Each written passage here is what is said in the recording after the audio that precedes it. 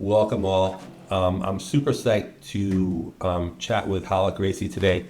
And before we get into it, I just want to say there's either two kinds of audience members, some who are familiar with Gracie Jiu-Jitsu and some who are not familiar with it. If you're familiar with it, he doesn't need much of an introduction, nor does his family.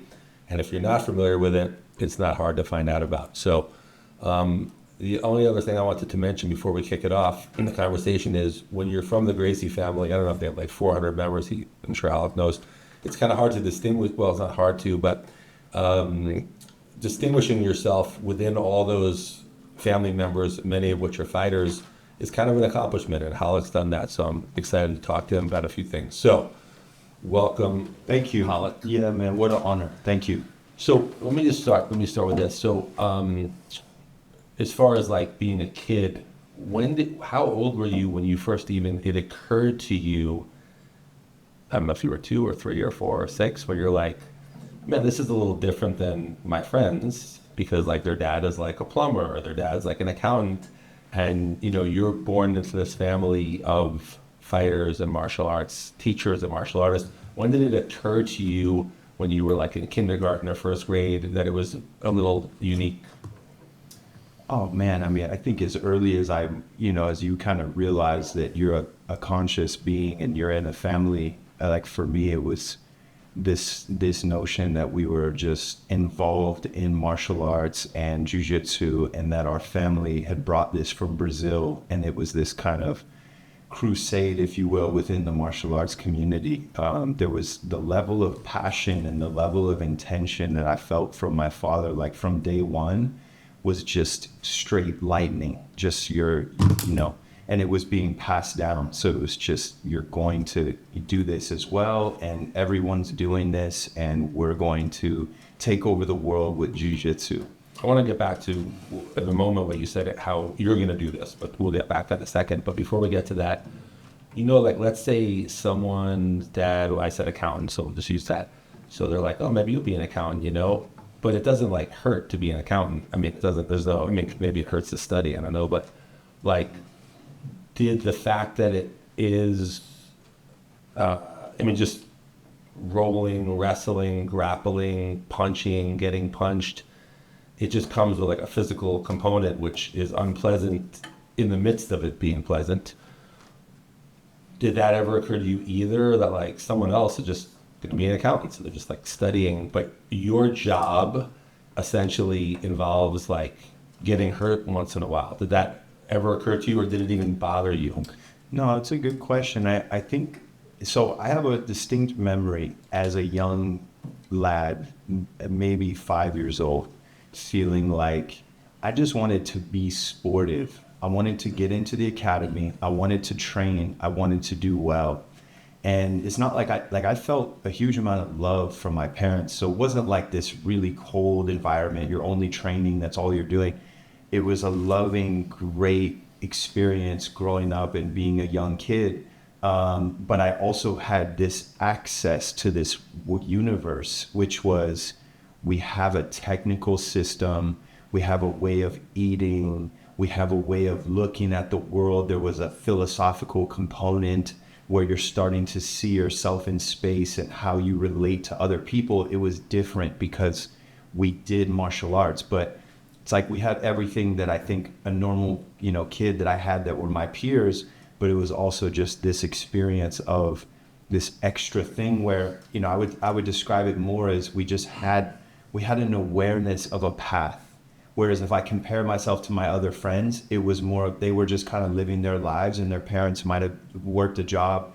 Whereas my parents, there was already an emphasis that, hey, you're going to go on this path.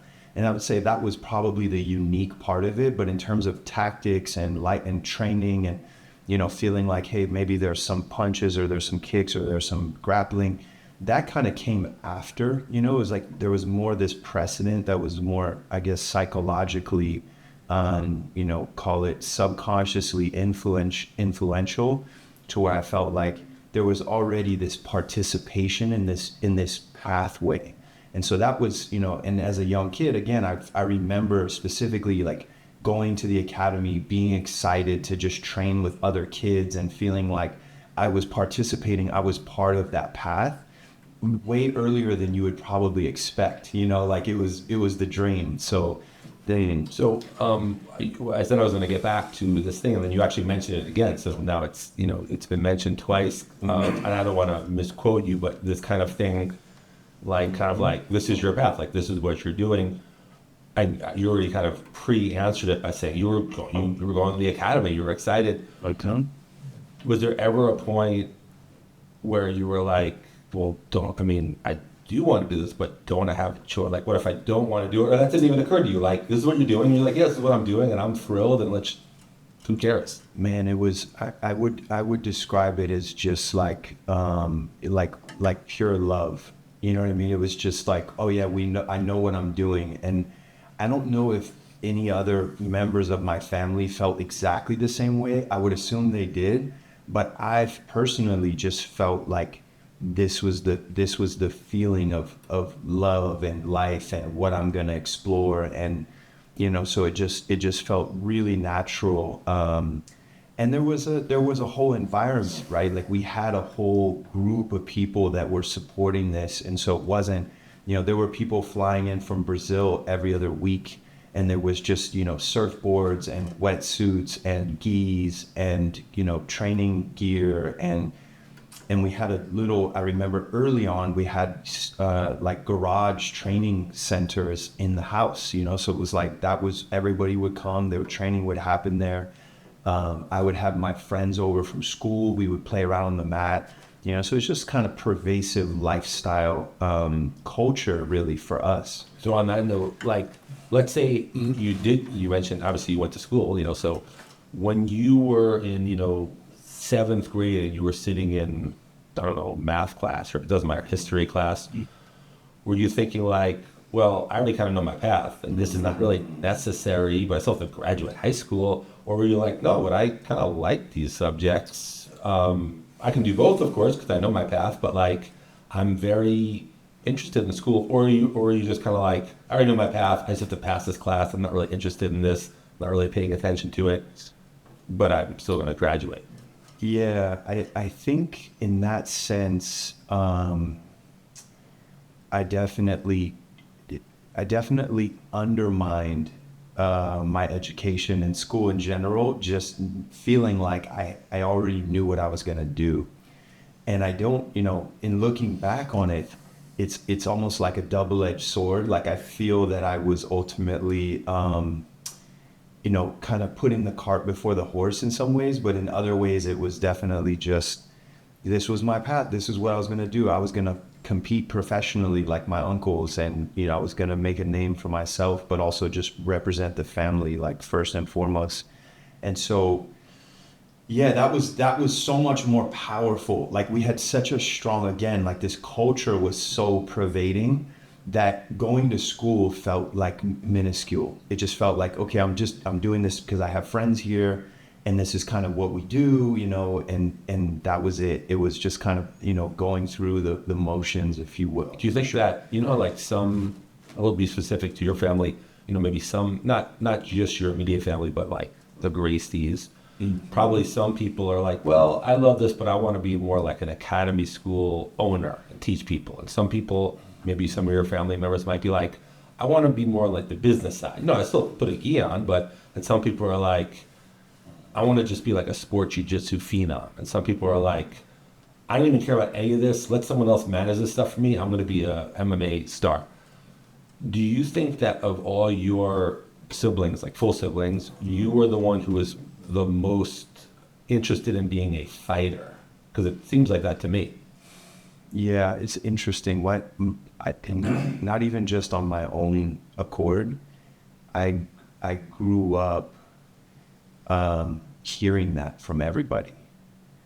Everybody would tell me, "You're the champ. You're the one. Like you're gonna fight. You're gonna make it happen."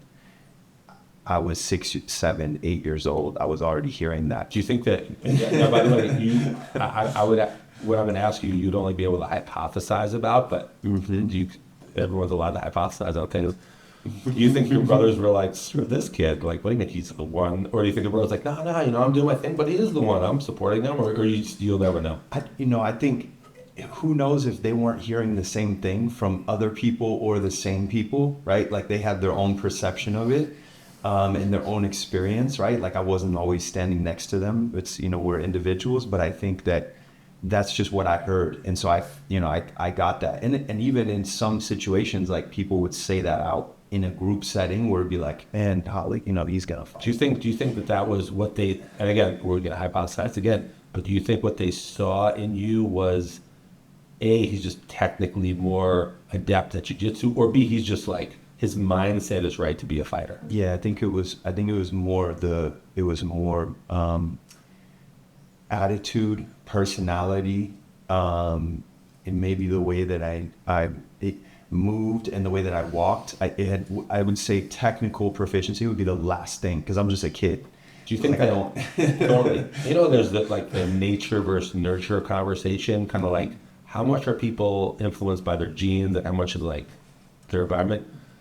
Now again, we're just guessing, but being the third son, when you're the third son, your little brother, your big brothers beat you up or whatever, like it just makes you tougher, Do you think if you were the firstborn, the same thing would have happened? Because well, clearly the answer is no, right? But it's also just like that. I mean, in our case, the answer was no, but it was like, Hidon fought in jiu-jitsu and stuff and is a real warrior. And I think like that's kind of like a whole other conversation. But I think that, I guess to answer your question is from my experience now is not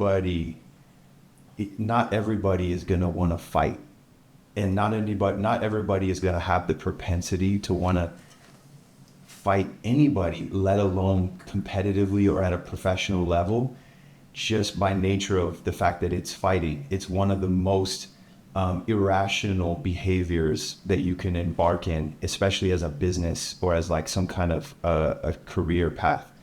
And that's also what makes it very beautiful, right? And that's where, combat sports becoming a thing, being popular, is a thing. But I think that clearly not everybody's the same, right? People have different modalities or different traits that they have already inherently or that they adopt along the way with nature and nurture. But I think in my case, I just felt that was definitely in the destiny for sure. And it became real, and I went and I fought and it was a very real thing for me. So it was, but yeah. Good point. So, some people will look at something and they'll kind of interpret it and maybe like through numerology or whatever. And some people are like, what are you talking about? You're just like creating meaning where there's no meaning. And some people are like, no, if you look at it like this, whatever. And everyone has the right to interpret things however they want. But did you ever think to yourself, were you just daydreaming like, well, Hickson was the third born, I'm the third born, he was kind of the best, and I'm did that ever even, did you start making these connections in your head, or these things didn't even occur to you? No, not at all. Man, and that, I would say that with your experience fighting in Kyokushin, your, I mean, I would ask you, but did you know, it seems like in your story and what I know about you now, it's like you didn't really know you were going to be a fighter or that you would have the propensity for that kind of chaos and wanting to test yourself in that kind of situation until you were already basically a teenager and you were in a dojo where somebody said, hey, actually, you should do this. And you kind of got pushed into it by accident. But you had mentioned always feeling like you were athletic and that you had certain attributes that maybe would facilitate that. But it seems like, to an extent, like you were built for that, right? But you didn't necessarily know it. Is that true? Or that's a good analysis. It was not even my wildest dreams to do what I ended up doing. Not because it's not like someone who makes $100 million a year and they're like, oh, my wildest dreams. It wasn't that. It wasn't like I didn't think it just didn't even occur to me. Right. So, yeah.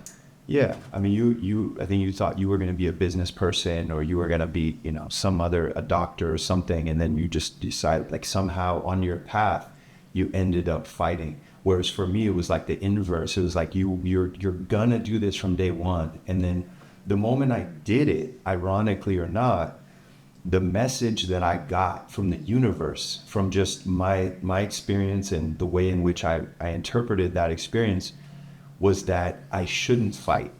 that I don't want to, that I shouldn't really be fighting, and that I have other really important things to contribute in the world, which is kind of a whole other deep rabbit hole. But at the same time, I ended up fighting many other times, and it was every time I fought, I got this very powerful message. There was this really big learning experience. And I wonder if, was it the same for you? Did you have like in each of your performances, some kind of learning experience, or was it just kind of like, hey, I'm fighting again, I'm doing this, it's no problem?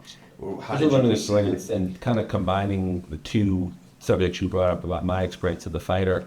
I think, and you mentioned how different they were for even the reason you mentioned it, but I'll even elaborate on that or add another difference.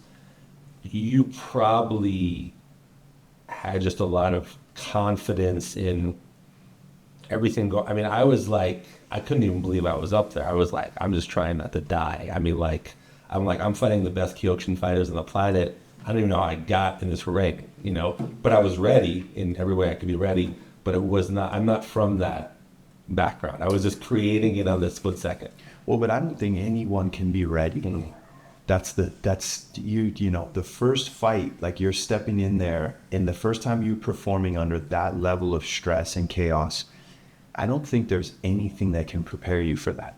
There's not a booklet, there's no amount of training. You can train as much as you want. I trained really hard for basically my whole life, and then for many, many months leading up to my first fight.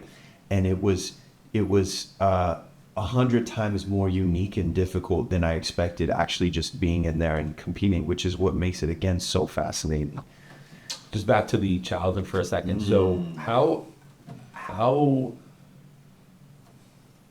there's male energy, there's female energy. Your father was like, teaching you guys.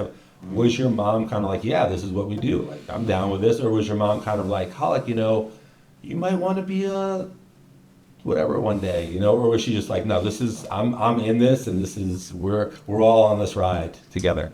Yeah, no, I think, I think my mom was a huge supporter of everything. I think she just knew this was the path, and I think if anything, she maybe would have been a proponent for a lot more support, a lot more teamwork, you know what I mean? Whereas I think at different times it was, for whatever reason or another, everybody kind of had their different missions in life, and they were kind of focusing on more the business or other aspects of things. Whereas, the fighting was really what made our family famous and what kind of gave us our credibility, and really what set the precedent for jiu-jitsu and kind of what changed the world of martial arts. And I think that she would have been a fan of even doubling down on that and putting a lot more emphasis on, the support there. Got it. Turning to your dad at that time for a second. So, anyone who's doing a lot of stuff there's only so many hours in the day, right? So I'm just I'm imagining something that you can fill in the blanks or say how it actually was. But I'm figuring your dad is like trying to create the UFC or co-creating it, running an academy, has a lot of kids, like he's just teaching private lessons, like there's only so many hours in the day. So like he's working, those things I said, he has a lot of kids to attend to. Was he just kind of like a Superman who didn't need to sleep too many hours and still just gave you all the attention? Or were there times you were like, man, my dad's pretty busy, I'm happy to get his attention when I can? Or was it somewhere in between? Or what was that like? No, man. I mean, I think Superman is accurate. And I think, when I look back at it and just being an adult and having kids and starting businesses, like you see how many plates he was spinning, and it was pretty incredible. And I would attribute his martial arts and his lifestyle to being why he was so successful and why he was able to spin so many plates, because he really was. And just being a pioneer, like just coming from another country and, learning a little bit of English in Brazil in school, but ultimately not speaking the language, coming to America, 20 years of grind, and then UFC, like that's, so I think just, like not until I had some very heavy business troubles and life experience thrown my way did I really turn back and see what my dad, like, to start to begin to understand the level that my dad went through and also set up for us, for sure, as just the next generation. You know how often when one is successful, they get detractors, like for whatever reason, people are jealous or people, whatever their problem is. I don't know what their problem is, but they get detractors. Some of those detractors are very far away, meaning that they're in Australia on the internet. They don't know anything. Some of the detractors are right in the same, area, relative and someone. So were you old enough to realize, let's say, and and also your dad's personality might be kind of aloof. So maybe when he had his detractors, he's like, I don't care, I'm just doing my thing. But were you old enough to realize like that your dad's success might have attracted not haters, but that kind of vibe, or were you were too young to kind of realize what he was having to? We already talked about he's spinning all his plates, spinning that extra plate where someone's beefing with him for whatever. Yeah, I think you don't realize who your parents are until you become a parent. And I think for me, I think I see, how much of a real, wait, I'm looking for the perfect word, because I called him a pioneer, but the word that what it means to be a pioneer is to set off from the crowd, right? To be an individual. And to the degree that he is an individual and he's moving in his own direction and he's essentially taking on wins because of that. He's taking on, responses to the fact that he's willing to just go alone, essentially, down this path, is something that I'm still kind of waking up to. And I'm realizing like how important it is that you can just actually follow your own destiny, which is what I'm hopefully more and more doing. And I realize it's not, it's not necessarily the thing where you just make everybody happy all the time, where you have wonderful parties with huge groups of people and everybody understands you, because you're leading the way. And I think, even if you're not leading the way, even if you're not, just you doing you, is a really hard thing to do in the world. And I think to the extent that he's done that, and just growing up, seeing the way that people responded to that, and now looking back and understanding how that played into everything, he almost to an extreme is willing to go his own way. And I think that, man, like I was more equipped for that given his experience and given who he was than I realized. And so I realize now, like, oh man, I have these traits, I have these attributes, even though I'm a very like social person. I think like I'm a very much like almost too much of a people pleaser than I want to be sometimes. He's very much, a guide for me in terms of like, hey man, just go your way, make your path happen. And as if like that's really kind of the most honorable thing you can do is really live your life. Excellent point. Let me ask you this. How did you balance I'm going to ask you a question. It starts off with, how did you balance this? Let's say you're like in high school and like you're already pretty tough, know how to fight for sure. And some other guy in the neighborhood or high school wants to fight you like a street fight. But, I know you're not like a vicious person and you do care about people and you're, sensitive to others. So how did you kind of balance that? Like where you're like, I'm going to fight this guy. And what if I mount him and I have like, the gift wrap and I'm just elbowing him in the face? I'm not saying it happened, but whatever, if it did. How did you balance that with like, you're not like a vicious like psychopath. So how did you kind of balance like, I'll do what I have to do and I'll prove this kind of fighting. Yeah. But I'm not really trying to maim people. Like, how did you kind of like, where were you with that? Emotionally? How badly did I maim my enemies is what you want to know. Actually, that would be a sidebar. In fifth grade. Right. That would be a sidebar. The more important thing is how emotionally were you balancing that? Like, whatever would happen. Yeah. I think, man, I think the whole thing about the pressure of the position that I was in my family and the expectation that people had that I was going to be a fighter from very early on, definitely put me in a space where I had to, like, I felt the need to test it, right? So there was a testing kind of energy where I felt like, man, and at a certain point in my life, it was like, if you were someone who was mean to someone or you were a bully, I was going to basically pull your card, so I had definitely like, I would give you your karma for that day. And so, but the good thing about jiu-jitsu is you don't actually need to hurt somebody. And as you know, it's one of the most humiliating things is to be able to, is just being held down by somebody and not even be able to move. Like if somebody holds you down even 1-2 seconds more than you like, that's not cool. You know what I mean? Especially when they realize not only they're being held down, but you can do whatever you want to them. You're just nuts. Yes. In fact, there's a great quote from your uncle Hickson, and he was talking about the difference between a paid match, like a MMA match, and a challenge match where someone dojo storms him. It's a great quote. I actually love this quote. And he says, "If we fight for money, I'll stop hitting you when you ask me to, like you just tapped. But if we fight for honor, I'll stop hitting you when I feel like it." It's just a great quote.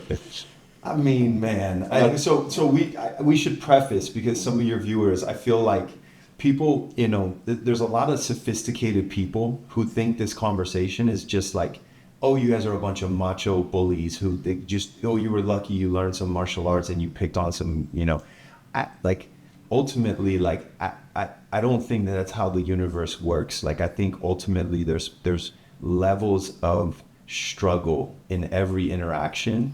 And there are people who are looking for drama. There are people who are looking for chaos, who are looking for the struggle that they feel that they need for whatever reason. And this, you might know better than me because you talk about the subconscious, you talk about so much of the trauma and things people go through.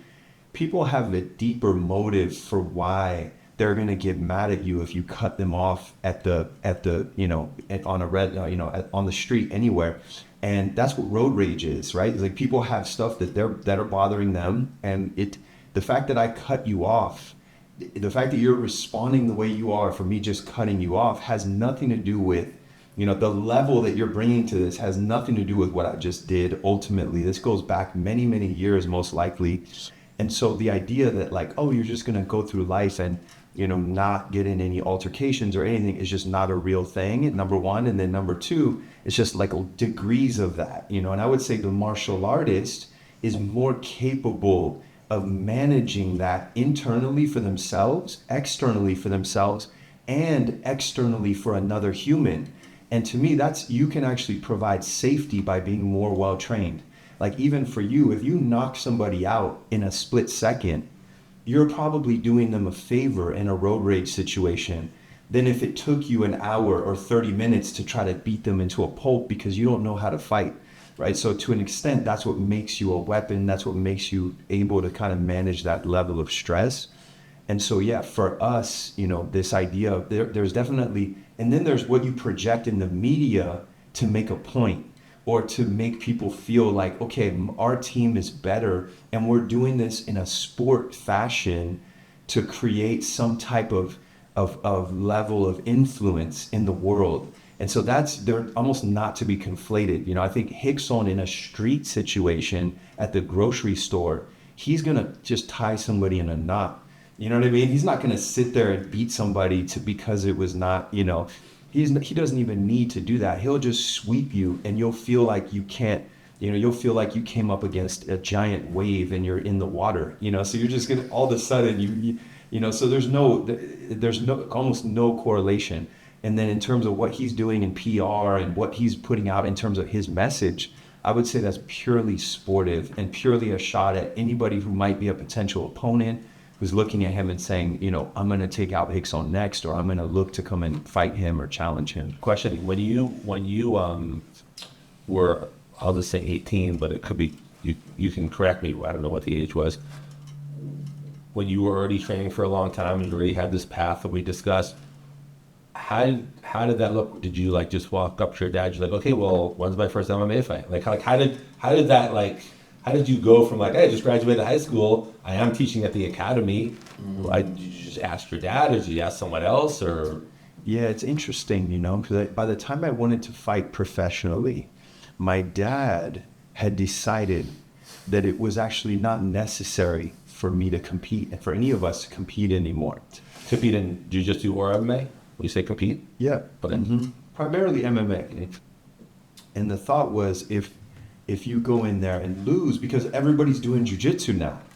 So it's like you're fighting against yourself. Everyone knows jiu-jitsu. There's nothing to prove. Whereas the original mission was to prove that jiu-jitsu is essentially the more effective martial art in the world. A lot of people don't know that. Like UFC 1 as a concept by my father was developed to educate the world, to say, look, there's a lot of people who are throwing flying kicks and doing stuff on TV, and Bruce Lee's making movies, and people think that you can just do this in your backyard and you're going to be able to defend yourself in the street. That's not necessarily the case. And it was just a our style is better than your style, kind of, we're going to prove this. And that was the crusade. And so once that was done, effectively UFC 1, 2, 3, and 4, from that point on, the way that it was from a team standpoint, from a martial arts team standpoint, Gracie team, it had started to evolve so much because immediately Sakuraba's in Japan studying jiu-jitsu now after UFC 1 because he got the message. Everybody's saying, oh, dang, I need to train that. Otherwise, I'm going to get strangled. And so now you have this effect where it's like Formula One today is not what it was, in 1970, or, every 10 years it's just, in terms of technology, the competition level. And so the thought was, if we go and compete, we're going to bring the Gracie name down. But nonetheless, despite that speech from your dad, you're like, but I would like to compete anyway. Well, yeah, because I had been told I was going to do this my whole life. And then he said, it's okay. Yes, and so what you know about the subconscious is you're not going to reprogram in one day what I told myself my whole life. Like, there's no way you're going to stop that train unless you tie me in a basement or do something, which is going to be pretty difficult at that point. But so no, it was, for me, it was a spiritual thing. Like, I had to go and feel that. So it had nothing to do with whether I even won or lost. Even though I wanted to win, I wanted to represent my family, it was a much deeper thing than that. And I took it very seriously. I was training, and and so that was a thing where they just, felt like, it's ironic because my dad, being a pioneer, being somebody who goes his own way, I think, got a little bit over involved at that point and felt like, I'm kind of controlling this business and this new thing. Over involved than you were on everybody, because it was just, now is like you said, he had all these plates, he's running everything, he's controlling everything, business, everything, moving forward, selling things, selling merch, everything, to where it's like, well, but hold on.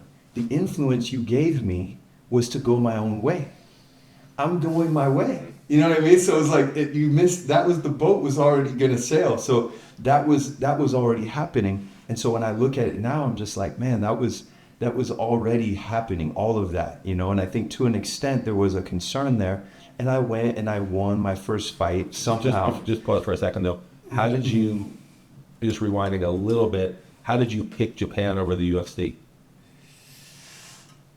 How did I pick Japan over UFC? So that's a good question. So I think, my first fight was 2006. 2007, UFC bought Pride, which was the Japanese event.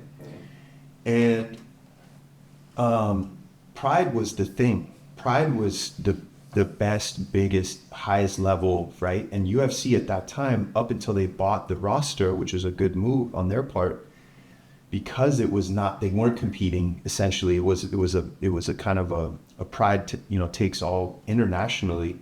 That was always the goal, essentially. Even though the UFC was developed by my dad, it had kind of eventually he sold his interest. It kind of went, its own direction for a little while. It kind of petered off because in the States, there was a huge amount of political backlash in the UFC, and John McCain went out and said, it's human cockfighting, and it became this bad PR thing, and nobody could understand it. And then so they were kind of figuring out the UFC thing, and my dad was no longer involved in that. But meanwhile, Royce had fought in Pride, Rickson had fought in Pride, many fighters were fighting in Pride.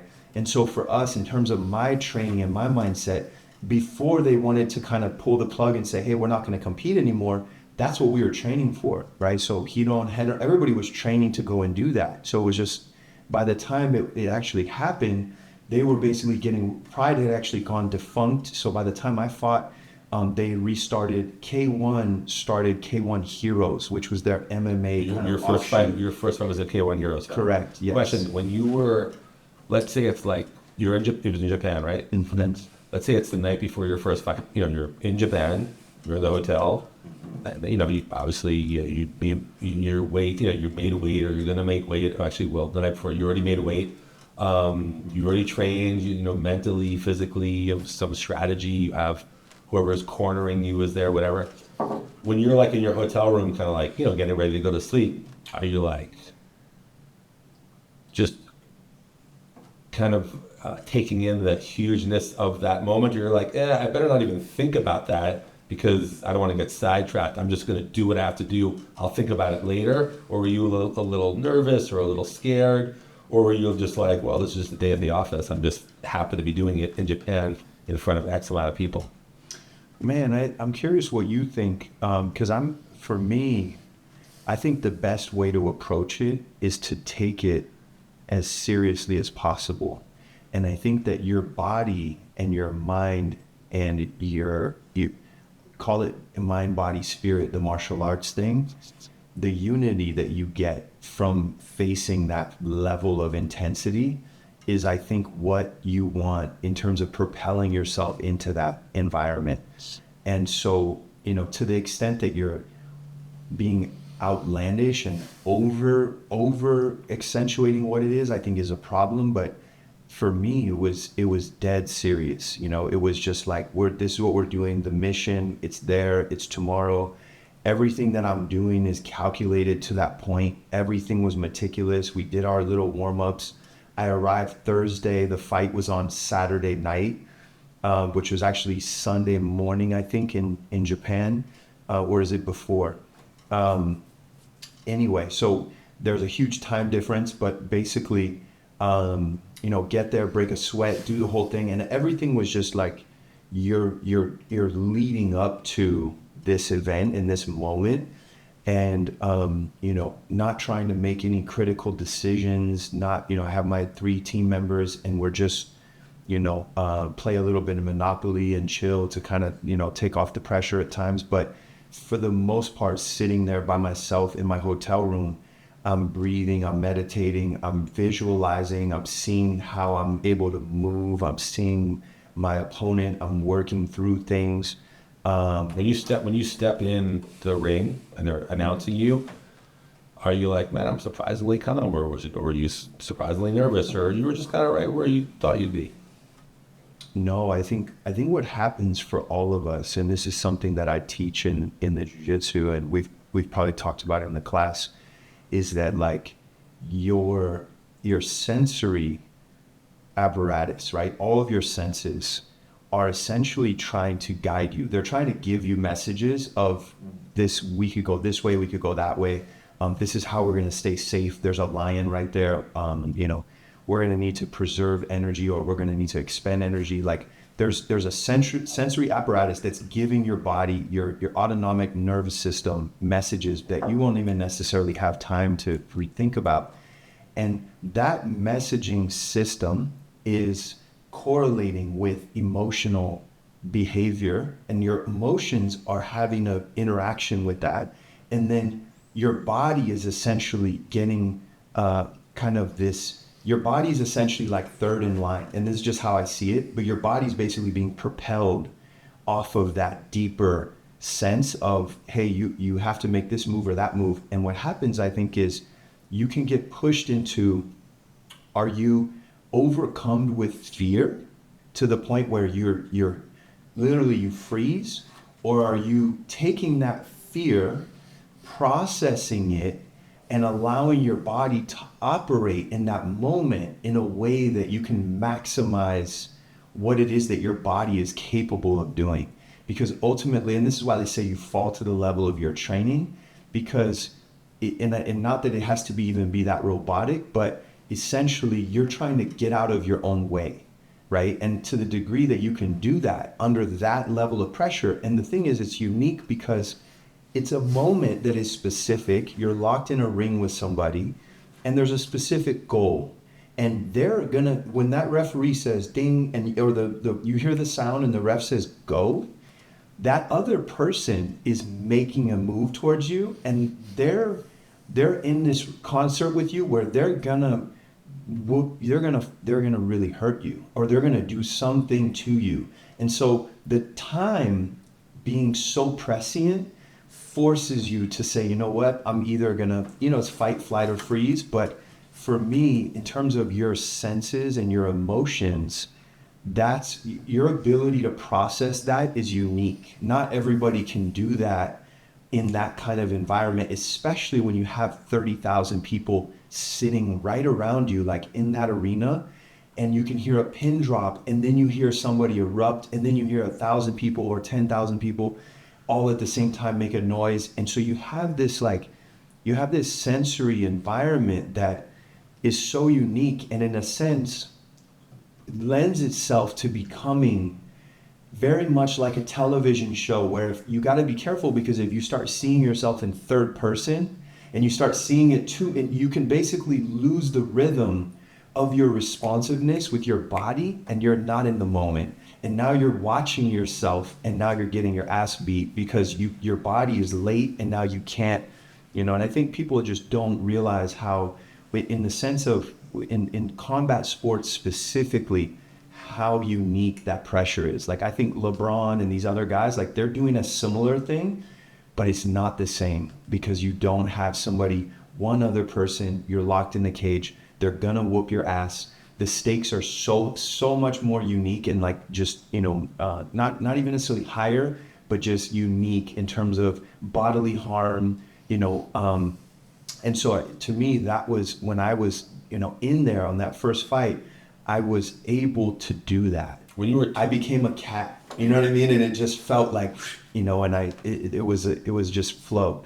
Which I don't even know how that happened. You know what I mean? I can't take full credit for that. That was absolutely unique. And I've had other competitions where I was watching myself, and I was a show pony, and I was just on a TV show somewhere. You know what I mean? And it was not as fun. It was not as effective, I would say. When you were 2 minutes into the first round of your first fight, or 3 minutes or whatever, did you feel like, man, like, I'm stronger and better than this guy, and it's just a matter of time? Or did you think, like, man, this is like, I still think I'm going to win, but this is like kind of harder than I thought?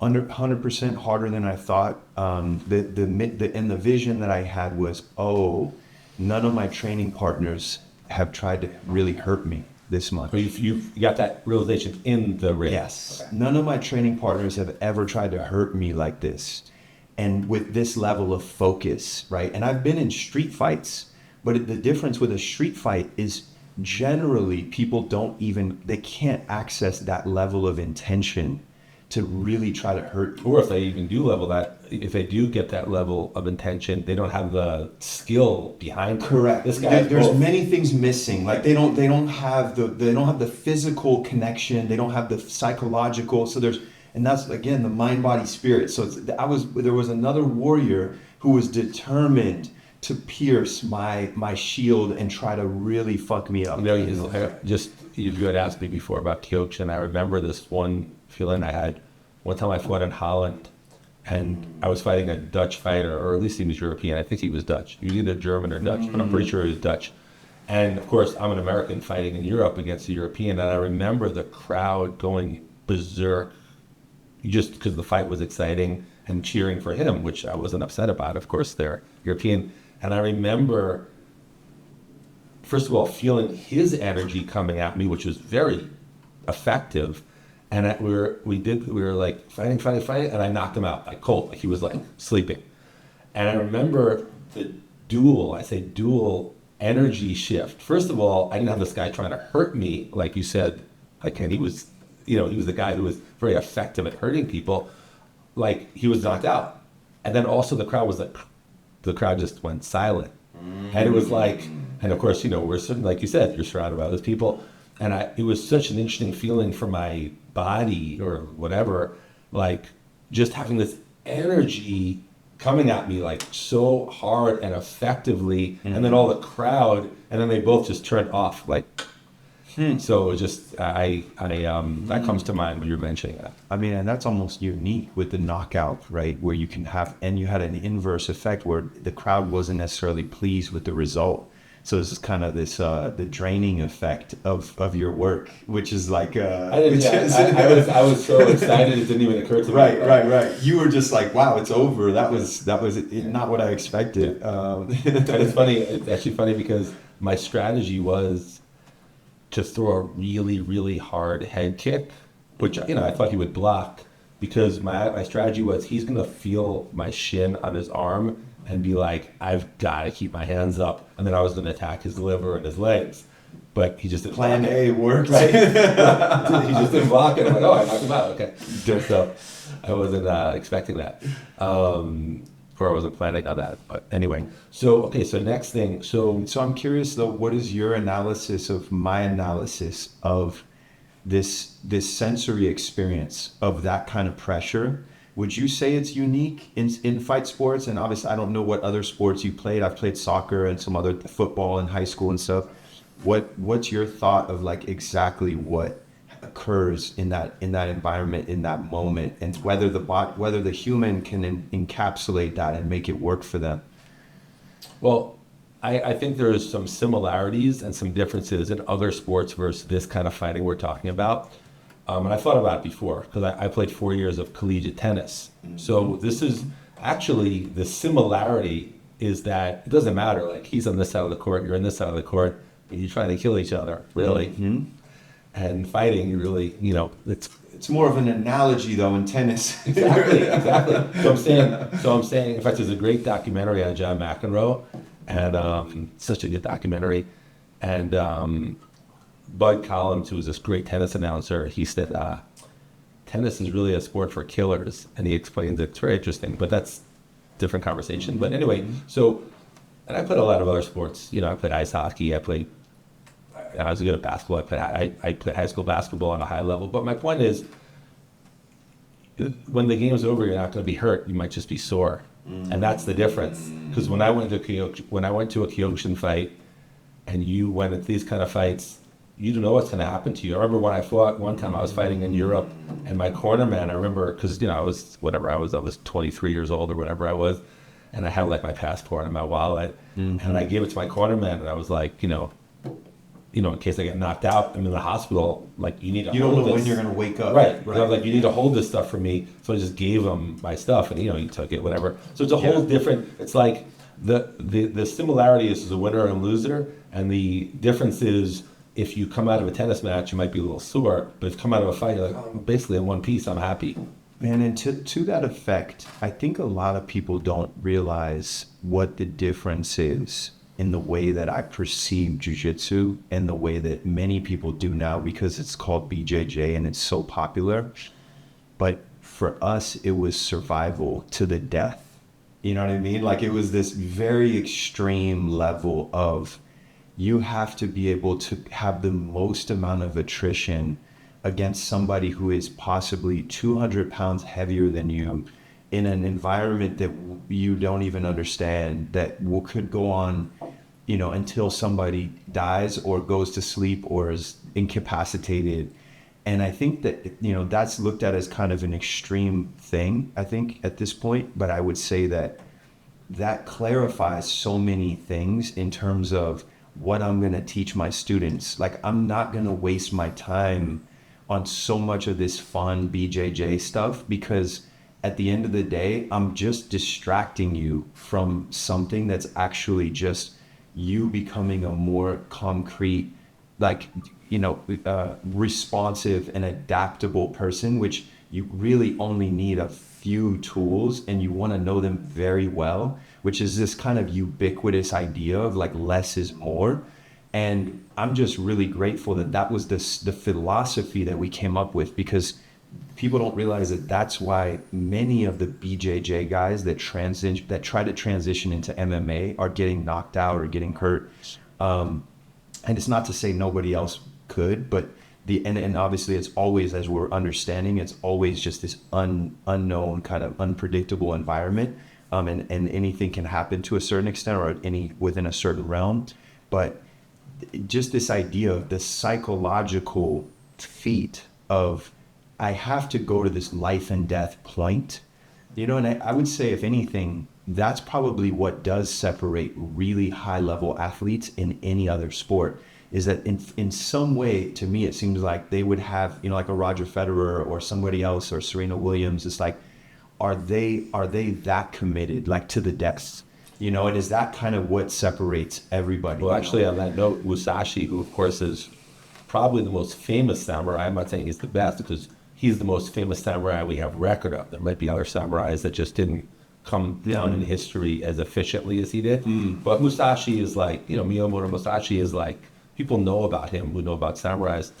And when he was older, because you got to figure, like, I think he was 62-0, I think it was.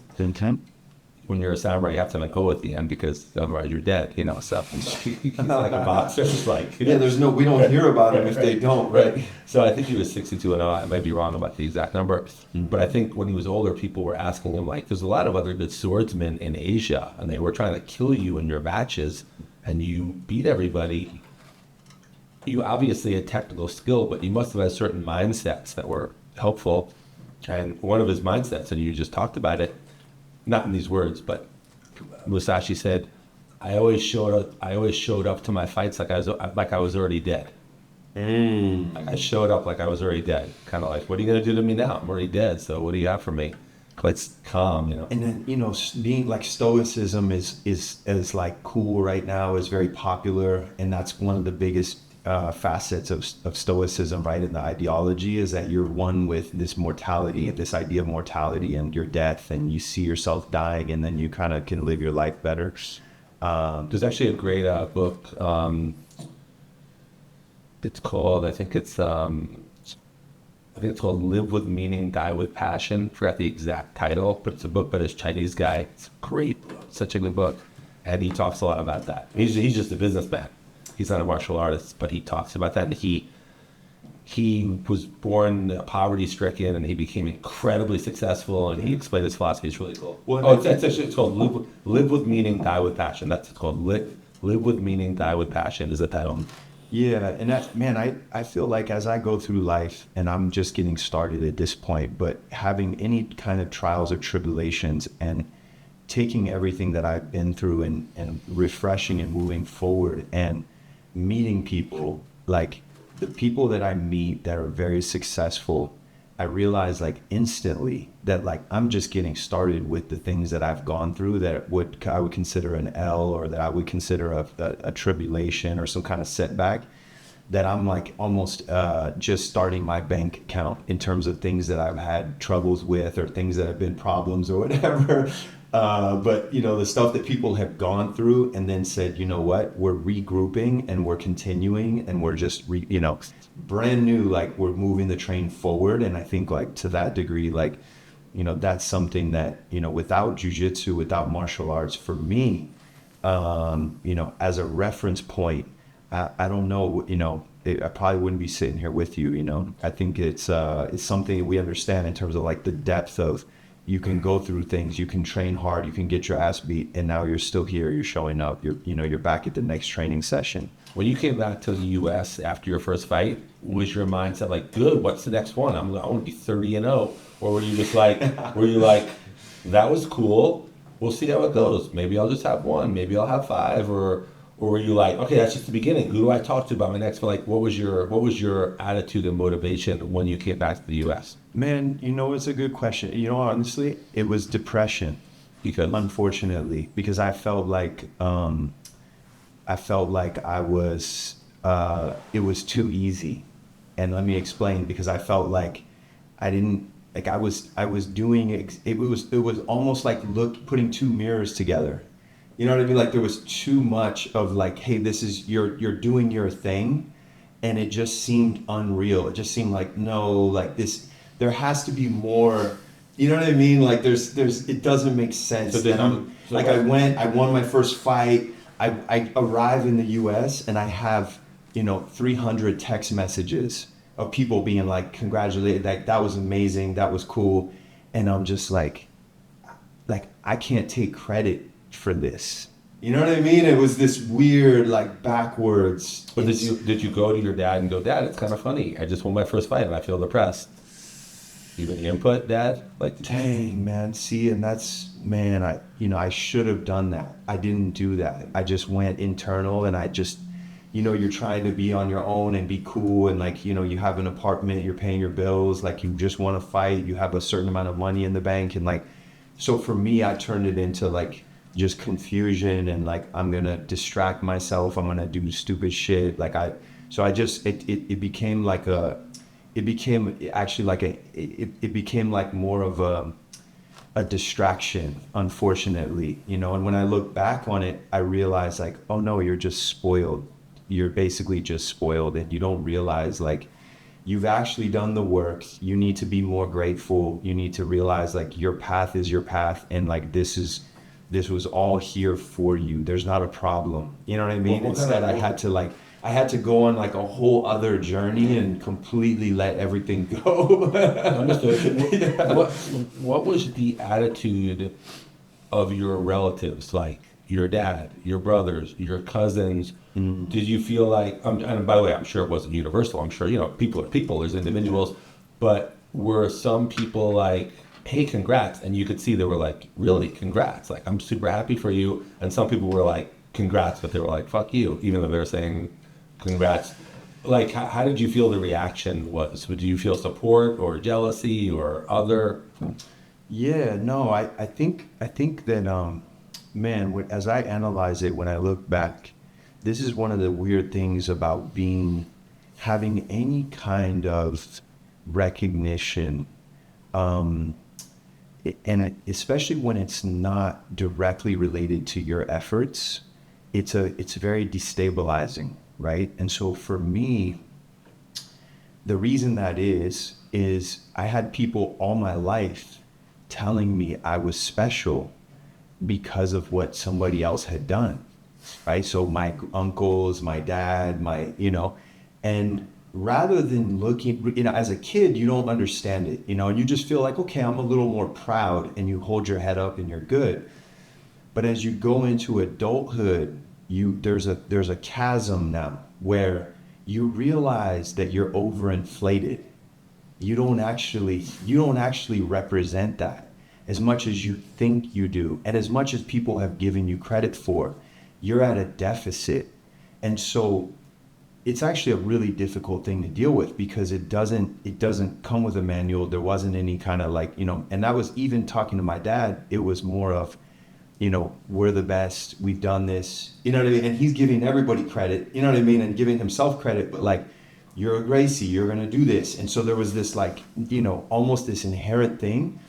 And I think that in fact, that was overblown and unnecessary, and I think it had adverse effects ultimately, which is really tricky. It's like any famous person, if you're the child of anybody who has any kind of recognition, you're automatically now in a position where people are expecting you to perform, people are expecting you to, but it's not just the expectations actually that get you, it's the notion that you already get some kind of credit, when in fact, deep down, you didn't actually do anything. And that's why I just said it, like, I actually literally feel like I'm just getting started, because from my life and from my path, just being holic, like, I feel like I just became holic, like very recently, and it's just this kind of like bled transition. I don't even know where exactly it happened. It was like the last 5 years. And it has a lot to do with confluence and making that film and the journey that I went on and studying other martial arts. But like, I literally had to do an epic journey to realize, and I had to lose a lot of things. I had to lose millions of dollars and a lot of friends and have things go horribly wrong to go, oh, okay, like I can't rely on the fact that I'm a Gracie to move forward in my life. Like I can't have this expectation that if somebody's gonna be my friend or give me anything or do anything for me or with me, that they have to now have this precedent that like I'm a Gracie and therefore it has any measure of what we can do in this environment or what I can do for them or they can do for me, because ultimately it really doesn't matter. You know what I mean? And that kind of full circle piece, I feel like in many ways, we were not, that wasn't something that was baked into the experience for me. And then I realized now that, like I said, with my dad, he's somebody that was the pioneer. So I realize now that like, oh, in fact, he very much did that. He very much, even though he was using the Gracie name and building his life and using that as an inspiration and he did everything, he very much came and built something and represented himself in a way that he can be very proud of. And he took that journey, he took that trek.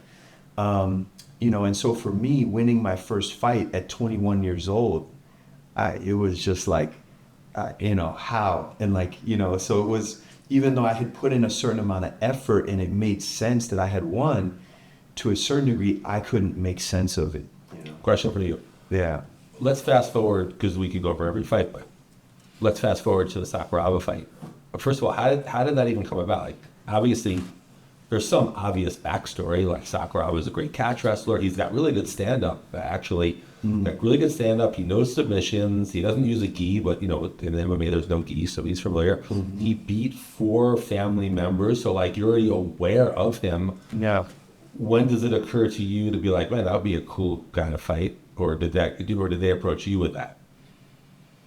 They approached me with that. Yeah. And I was just talking to my manager at the time and he's just like, oh, would you fight Sakuraba? And I just remember feeling like, wow, like that would be very interesting. Now, once you either agreed or about to agree, did you call your dad? You're like, guess what, Dad? I'm going to fight freaking Sakuraba. What do you think?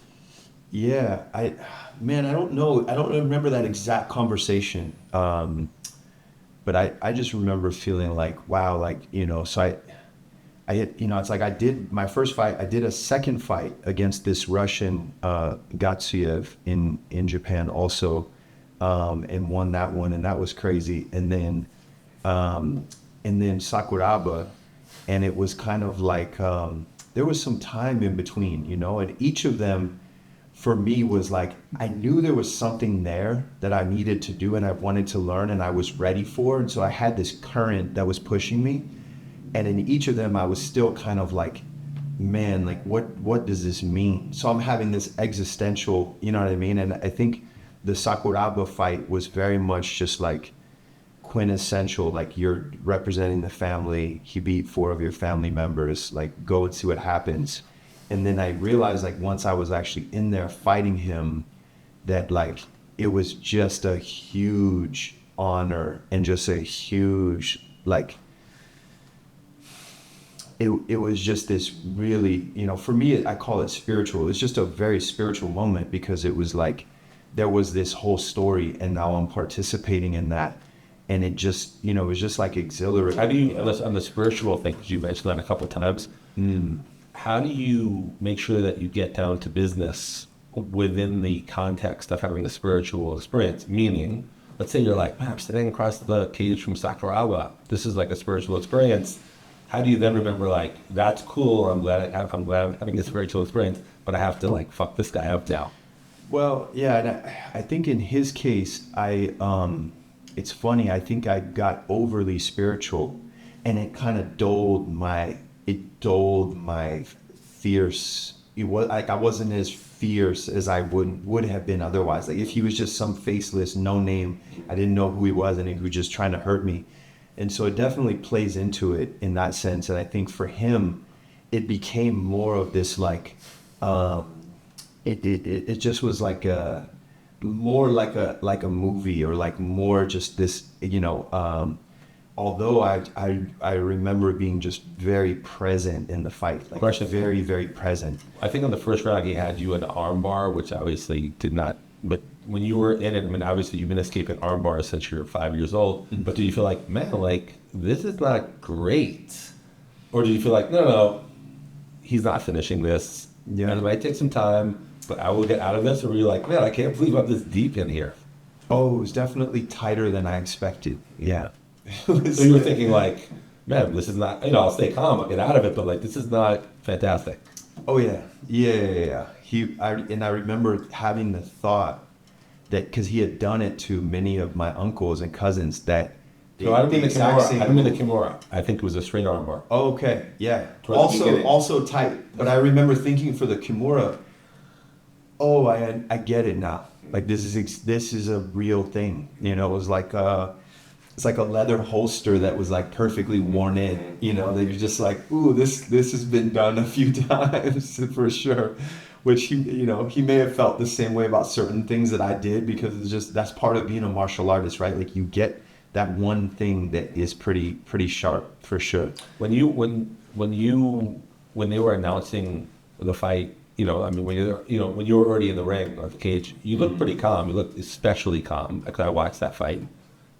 Was that part of the spiritual experience? I guess you could say I have a propensity for absolute madness and chaos. Like I just feel like At home. It's not at home. I look for that. You know what I mean? And this is what I'll say is like, Sakuraba was at home. I remember specifically walking in there and being like, oh, like I'm in his room, I'm in his living room, and the breakfast table is right there, and he's sitting right at the breakfast table. And I just was like, man, like what, like so much respect. He had 60 fights, so it's just like, man, and this was my third fight, which, man, like, so I remember feeling just how comfortable he was in the ring.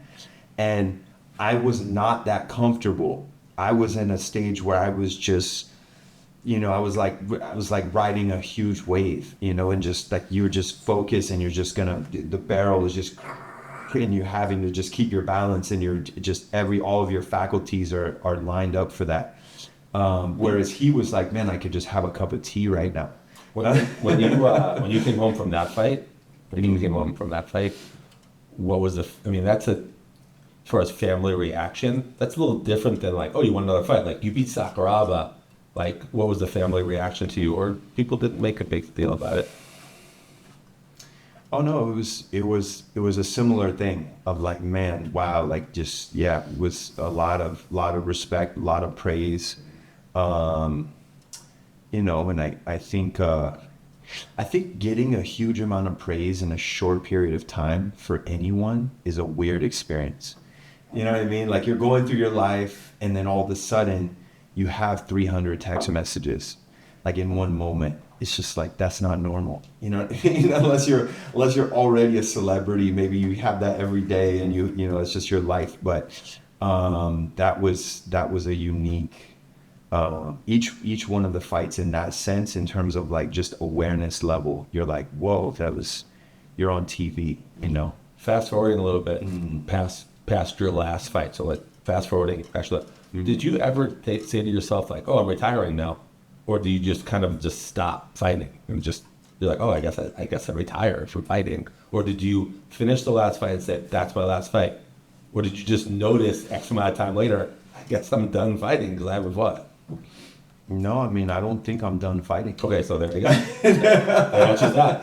Yeah. Okay, if you see Ralek on TV with me in his corner, that's okay. All right. Oh, thank you. Okay, Yes, thank so you. so that's that. And then There's some more to that. Like and that's the thing is like, I don't know, like I do feel now that my understanding of martial arts is exponential. Like it's at a level where, compared to where I was at that time, I feel like, it's like, it's almost like I had a PhD And now it's like 15 years later, I just feel like I'm in a whole other place. And so I'm inspired to understand that under stress. Like that's inspiring to me. And also I would say that there's an addiction to that being in the moment on that level. You know, it's a very invigorating thing. And I like it. I'm very inspired by that, and I think maybe I can get it in other ways, but it's something that kind of beckons me, right? It's like doing some kind of outdoor activity that's very challenging, or climbing Mount Everest, or those are things that, again, I kind of have a propensity for in terms of just my makeup. I feel very drawn to, how can I feel different levels of stress? How about this? You mentioned earlier, I forgot how you put it, about just kind of, this is not exactly what you said, but about just the oddness of like fighting, and then like there's society, like, and then some fighters, not you, but some fighters like boxers who spend their whole lives just punching people in the face to knock them out. Then they try to get back into like just walking into Starbucks, and they just like can't do it, because someone's like, hey, can I help you? And you're like, yeah. So how did you kind of like during and after MMA, where you can, elbow someone in the face or whatever, then just be able to walk into Starbucks and like, oh, you want to go ahead of me? Like, how did you? Yeah, I think it's new challenges and putting yourself, pushing your limits and being in new challenges. That's very similar, and like Confluence, my film, which became a documentary film initially, was just me wanting to understand martial arts and jiu-jitsu more deeply. That became a film basically with just universe and intention, and being willing to put myself in completely unknown situations with new people that I've never met. And so the whole thing was a challenge and was a test of just, I don't know what's going to happen. I don't know. And having a camera and wanting to capture something in the moment to the best degree that I possibly can was the challenge. That was the fight, if you will. And I'll be in a room, or I'll be in a kendo competition or a sumo competition, which I was in. And I'm and at that point feeling like there's no way, I do not want to disrespect what is happening here. I have to capture this at a level that is so much real and so in the moment to what this actually is, and is so authentic that I have to, this camera is going to, like, my body, I have to basically get out of my own way. I have to remove myself almost from the equation and become a jib crane, or become a camera operator, or an audio engineer, or a director, and it was just a solo mission. And it just, you've seen it, but what do you think of that? I thought it was great. But on that note, how did you, which is related to what I wanted to ask you, how did you learn how to make a movie? Like, how did you learn to use the camera? How did you learn to edit? So I was answering your question, but the question I thought was, well, how did you deal with the fact that you're now having to go to a grocery store and you don't feel like, right? So that was my answer, was like taking on new challenges. But to add to that, what was the other question? What about learning filmmaking, or back to dealing with society? Right. How did you learn filmmaking? Yeah, right? so was your other question. Right. So in other words, like, at some point, you went to high school, so you learn what you learn there, that you're learning martial arts since you're a kid. But then at some point you learned how to like use a camera, make a film, edit, put music with it, distribute it. Like, how did you kind of get an interest in and learn about filmmaking? Yeah. So it came from doing, really just producing music was a passion for a very long time. So music was always like, like an artistic expression for me. And then learning the engineering tools of making the music became basically a reference point for knowing how to edit film, because basically the programs operate in a very similar way. And like my mentors in music and production and editing and creating music were just very self-taught people who would just, so much of that was inspiring to me in terms of if there's a program or if there's a tool or if there's a type of medium that ultimately all you have to do is have a relationship with that medium. It's actually get in, grab it, touch it, play with it, be very willing to not know and willing to just step forward and try new things and essentially experiment, right? And so that was, I think, very directly how that happened. And then I had done a short, or not a short, but a very low budget film with a Canon DSLR camera in LA in like 2015. And that was really kind of the beginning of, I can basically create a whole production alone, and so it kind of gave me this inspiration of, and not that I want to do stuff alone forever, but it's a very efficient way to just, get in and create and capture something. But I think for the camera itself, there's a fascinating part where it's just capturing a moment, which to me is very martial arts centric. It's very fight centric, where it's kind of like, to what degree can you see what's happening right now? And then to what degree can now the medium of a camera not limit what you can see? You know what I mean? So that to me is kind of that's really cool. And then I wanted to ask you, switching gears from, we went from kind of like the MMA career, which might still be going on, your films and how you got into filmmaking and the understanding of it, just to jiu-jitsu at the moment. And again, we've discussed before, like, people join martial arts for different reasons, and no one's passing judgment on why they join. They might join to get in shape or meet friends or have more confidence or whatever. And maybe they don't think about practical self-defense, which is fine, or maybe they do think about practical self-defense, and maybe they're actually someplace learning practical self-defense, or maybe they're a little delusional. They think they're learning practical self-defense, but they're not. There's all kinds of things in this conversation.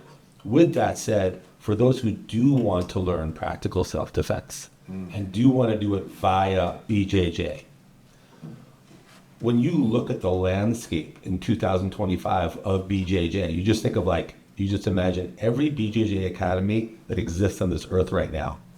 You have a pretty good idea what's going on in them. What are the issues like in your academy, which is opening soon?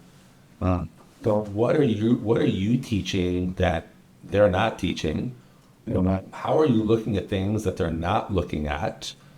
What are your capabilities that they're not even capable of teaching because they just don't understand it? Yeah. And of course, I know that you obviously have a class for martial, BJJ school owners who can learn these things. Just so I get the foundation of that, what are your views on those topics? Yeah, that's a lot, right? And I think, so my school, the Exo school, EIXO, which means axis in Portuguese, is not just for school owners. If you want to learn martial arts at all, or if you want to understand conflict at all, I think it's the plug moment, but you can do exo.world and you can just study martial arts. How would that be spelled? EIXO.world. Yeah, so it's rather than .com, because it wasn't available. But so that honestly, that's what I would recommend. Like, even if you don't even want to train martial arts, you should actually just watch, you should study Eishu and go through that program outline, and it will change the way you perceive conflict and relative struggle with another oncoming force. It's just a... And with that said, though, someone who's a black belt and owns a BJJ school, they can also go to that same website and learn 100% and take your game to the next level. And they're teaching to the next level, not just their game. They're teaching to the next level. Yeah, and man, I would kind of back up at first, because it's easy for anybody to say that. And I would say, if it gives you any indication, like, I spent my whole life assuming that I knew jiu-jitsu. And then I went through a space where I realized that I was kind of, and it had a lot to do with these things around fighting and the issues that I had personally and the existential stuff. But I essentially got to a point, at a certain point, where I said, you know what? I've actually realized that I knew nothing about jiu-jitsu. Like, it was this clarity of, oh, actually, what you think is jiu-jitsu is actually missing. You know, and we have been taught jiu-jitsu our whole lives, and we had kind of drank the punch, and we're Gracies, we're the best. And so it said, if it says anything that I basically said, I don't know anything about jiu-jitsu, that was a huge part of why I even got to where I am now. Because if I would have never done that, I would have been, I would have been in a completely different place right now, and just spiritually, mentally, physically, but also just the way that I understand martial arts and jiu-jitsu. But what I was gonna say, like, in reference to the moment when you realized that you didn't understand jiu-jitsu, and that, of course, you did something about it. yes, In the definition of you not understanding jiu-jitsu at that moment, I'm not talking about now, but when you didn't understand jiu-jitsu, yeah. how many of your family members understand jiu-jitsu today? In the way you're defining it. Right. So, man, I would say very few, and I don't know obviously there's no way I can know for sure, right? Like, what somebody actually knows, we can speculate, but I would say that I didn't see anything in terms of my communication with anybody else, any indications that anybody was really questioning on this level what it is that we were doing, you know, to the degree that they were willing to throw it away and just say, you know what, forget all of this, we're starting over. And so that was the impetus of what became Eishu, what became Genzai, which is my Genzai.world, which is GENZAI, where we have all of our films now. And so, but the impetus of saying, you know what, I don't know, and not only that, I need to go and find out. And it's funny, I had a dream, and I don't know what you think about dreams. I think I've asked you before, but I literally had a dream that I needed to train with a master in China. And it was such a visceral dream that I woke up and I told Alicia, I said, I don't know what jiu-jitsu is. Like, I have to go and train. It was literally like a movie. And she's just like, what? And she's very adventurous as a person. So, and loves traveling, loves everything. She's a great traveler. And we traveled together very well. So we ended up doing that and taking this trek. And I literally ended up in the room with this master in China, where the whole experience was a warp in time for me. And I ended up just training and studying this style with them for 4 days, but 5 sessions a day, about an hour and a half each session. And I was just doing nothing but eating their food in their little cafeteria and training with them and meditating and stretching and nothing, no phones, no nothing. And it felt like an amount of time that I can't quantify. And I shot the last 2 days, I filmed a bunch of stuff, and a bunch of that is on Genzai or in the Confluence film. But this individual, Master Go in China, basically gave me exactly what I needed. Was what he taught me was, in a moment, just with his presence, and there was this whole experience, this whole thing that was happening, but what he gave me was, you're a young master. You're brand new. Like, you're just getting started. You're not a master. It's okay. You know what I mean? Like, you're not 80 years old still doing this, which I am. You know what I mean? And it's funny because I have this in my family. How did he surmise that about you? No, he didn't tell me this. Oh, I see you. I knew this. Just being in his presence, I knew that, I'm just getting started. And then not only that, in relation to jiu-jitsu, the reason I say that I didn't understand it was because it's like this. People make assumptions, biased assumptions based on their environment about why something works and why something does what it does. And that's everywhere, right? We're all doing that. And like, we assume that because we have this bottle of water that it's water, and therefore this is where water comes from. But it's like, that's clearly not where water comes from. This was bottled by somebody. It came from somewhere probably very natural in a cliff somewhere. supposedly, allegedly. And I went to China and I was training with this master. I went, you know what? Martial arts has been around for thousands of years. I was born at the tail end of something that was way bigger than the Gracie family, was way bigger than Jiu-Jitsu even, or what I think this word Jiu-Jitsu means. And the reason I say I don't understand, I still don't know what Jiu-Jitsu is. That's the point. Like, I use it for marketing. I'll say Jiu-Jitsu because people are so limited in their way of actually perceiving things that they want it to be so consistent with what their expectations are that using the word jiu-jitsu gets people to go, oh, okay, it's this Brazilian thing. It kind of fits here and the Gracies did something. But we're all missing the mark. And for me, the mark is this unattainable idea that the individual himself or herself is a manifestation of whatever it is. When you presented your new understanding of jiu-jitsu to your family members, were they like, had like good to contemplate it? Or did they not quite, did it go over their heads, or did they? Like I played my film for my dad, right? And some of my family members. And my father was like, oh, okay, like, wow, like you're doing something on a very high level. Or he alluded to something like that. You know what I mean? It was a very like, it's not a jiu-jitsu marketing film, you know what I mean? Which is probably what he expected from his son, I don't know what he expected, but it was like almost, I think, a little bit shocking to him that, sorry, Pops, if that's not true, but I don't know if he was kind of like, but that was the feeling I got, where he was just kind of like, wow, okay, you basically went like ubiquitous martial arts. You didn't go Jiu-Jitsu is the best, or this is the best. It's a very open film that gives a way higher level view of how martial arts basically juxtapose one another and how you cannot contain martial arts. Nobody, you know what I mean? And so being a Jiu-Jitsu player is like, what are you even talking about? You know what I mean? Like, to a certain extent, it's like, now how does that apply in this unique situation where you're sitting in your car and somebody wants to just go in and use your seatbelt to choke you? How are you going to work your way out of that?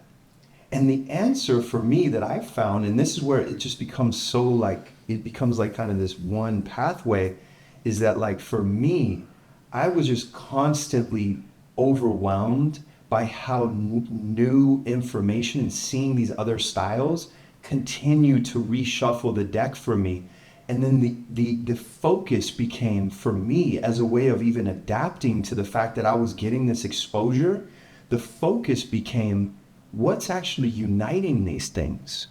And that's where we get back to Eishu, which is understanding at such a plain level how ultimately objects interact and how humans are just objects, and how, so you're stripping away and saying, okay, from the earliest times, clearly we're still alive, we're still surviving as humans. Martial arts is about survival. Somebody was doing something right before the Gracies, right? So there was something else where people were able to fight and defend themselves and not get beat up at the grocery store, or, all the stuff that we talk about for our marketing. And the thing that became so fascinating for me was being able to strip my view that I thought I knew jiu-jitsu, start with a refreshed idea that ultimately I'm going to start with a clean slate. Now, what am I going to add to that? And it really came in the form of, I had a few private students that were high net worth individuals, like through COVID, that I was able to work with privately for a very extended amount of time, very, call it intensive, private lesson focus, which is something that I actually had done in the past, but it was unique because of all the timing of everything that I was doing. It was at the tail end of shooting Confluence. And also I had these students and I was doing nothing else but working with them and editing my film. And it became this way of, it was like a little laboratory. And the outcome for me was, I don't want to teach this person anything that's going to become a distraction. Because if I hand you something that's more than what you actually can benefit from or need, I'm just trying to impress you. I'm just trying to be a cool guy that you think knows a lot and now can give you more information. And that is a very that is a very common occurrence right now in martial arts all across the board. You go into every school in the world today, you're going to find a bunch of people. I'm not saying everywhere, but you're going to find a lot of people who just want to hear their own voice, just want to give you a lot of advice about here's, a list of techniques that you can do that, I think are really cool and they're going to work for you. And here, if somebody grabs you this way, you're going to hit back in this way. And I just realized man, I think we're not giving people enough credit in terms of their own ability to adapt to the moment.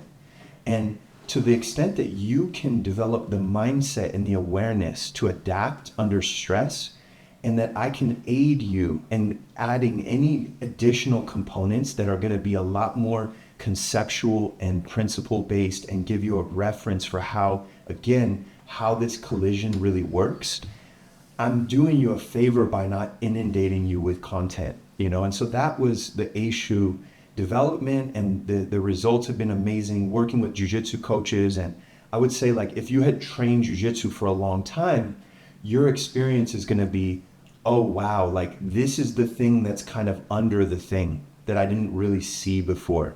And if you're brand new, you're actually doing yourself a favor because you're giving yourself in my opinion, you're giving yourself a kind of a clean slate view of how not to over confuse yourself with all the information that's available to you online.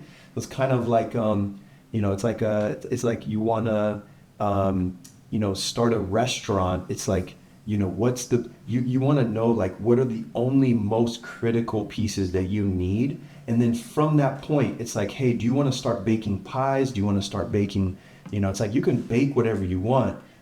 Call it a white label conceptual approach to martial arts. It's interesting because in healing, I teach all kinds of healers. I just taught a seminar in Germany, and in the seminar we had medical doctors, chiropractors, osteopaths, acupuncturists, Reiki masters, whatever.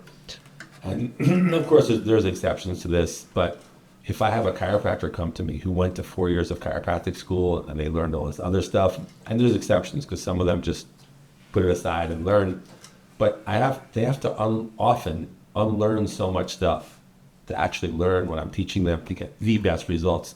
But sometimes I have someone who has limited training, they're just like a Reiki master. I'm good. Well, give me you. Yes. Because you don't have all this stuff, and I just teach them, and then they're doing what the world would call miracles. So I totally understand that. And also you inspired Aishu School with your school, because I saw how I was inspired by it, and it was interesting because not from a business model standpoint, that came afterwards, but initially I noticed how much correlation there was between how deep, and I didn't even understand it, and I still don't, but I'm understanding it more now what you do, but I guess how fundamental your process is to healing and how much people can benefit from it in different ways, and how much you're looking at it saying, look, the content that I'm giving you and the approach and the path that you're on is something that kind of, no matter what your goal is, no matter where you come from, it just has this ability of saying here. And I think if you've reached that level of a fundamental understanding of something, then it's here, this business model makes sense. Here you can guide people. And now I'm doing digital private lessons, which was actually another, I think you inspired that, a digital private lesson, which I can actually only do for the first time now because of what I understand about what I'm doing. It was a new level was unlocked because of how clear I am on how I can pass this on. And dude, I've been doing digital privates and people are like, man, how the fuck did you know that it felt like that? Or how did you know that I wasn't able to move this way, or that this was going to open up this thing? And the idea of I have a partner that I work with, which it doesn't have to be, it can just be a conversation, a Zoom. But having a partner, having another person, having another body, and then me be able to work with somebody and having that be a really open environment in terms of you know, I'll set up a TV, I'll have a laptop, and I'll literally like it just you having a TV on your side and having it be big enough, you can really create this pretty intimate experience, which is just mind blowing to me, how effective that's been. Which is probably in your case is like less necessary even, but we have the component of, you know, I guess, do you do that? Do you have situations where you like you'll have somebody work on somebody and you'll also have a body there with you? Or I don't do that. I'll just talk to them and they can describe stuff and I can kind of see everything and go from there. However, in your context, I was present at one of them. Yeah. We did edits. yeah, what did you think of that? It's amazing. And obviously it helped who we were helping, or not. You were helping a ton. I was just present. Yeah. So I just want to say, to wrap up, I'm just talking to you guys over there. If you want to interact with Ralek on any of the things that he mentioned, and we'll put the links with this post. With that said, and he also laid those out for you, and you can take note of those. And if you want to interact with him, whether it's watching his films, if you're a BJJ black belt, you own an academy, you want to learn certain things about teaching, and all the other things, you can go to those you can go to those websites that he mentioned, and I think you'd be doing yourself a real favor. So, Or come visit us in Franklin, Tennessee, and at the new dojo and come train. that's right. There's a new dojo opening. Is there a separate website for that you didn't mention? It is. It's ag1925.com. Okay, we're gonna put all those links for you. So, thanks. It was awesome. Thank you, brother. Appreciate it. See you soon, everybody.